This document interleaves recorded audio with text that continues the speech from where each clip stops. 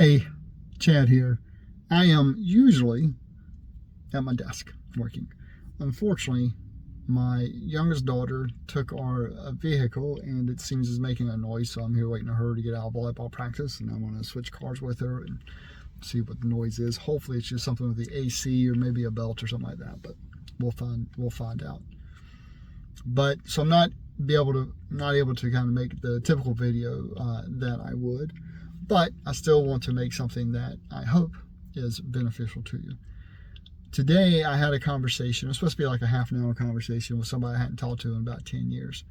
And we ended up talking for about 2 hours and trading AI stories. And, again, this is a fellow developer and probably actually the best developer that I've worked with, truthfully.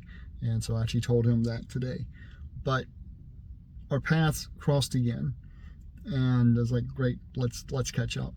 And it was good having the conversation with him, kind of seeing what his experience has been coming through the AI journey, and kind of discussing mine.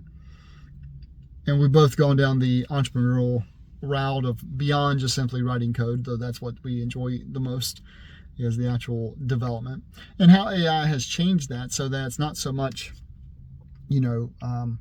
caring about the syntax, obviously, or even about very specific or detailed bits inside of the code, what the method, how this thing's broken out and refactored or whatever. It's more at a higher level, right?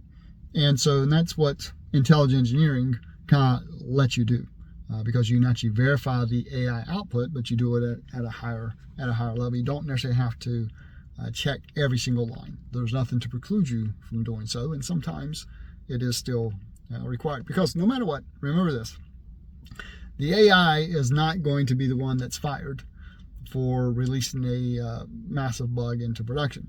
It's going to be whoever released the massive bug into production. So make sure you verify what's being created. But the conversation went around, hey, we enjoy writing code, we enjoy that process, and we discussed some of the folks who are benefiting from AI, and a lot of them are folks with architectural backgrounds like my buddy and myself.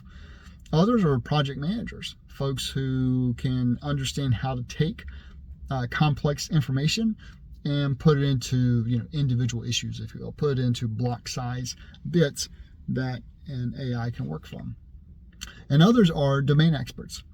And so he was telling me about a buddy that he was working on, one of his ventures, and he was a domain expert, and he ended up creating basically a go-to-market project that SpaceX found so enticing, so intriguing, that actually brought him on to that company.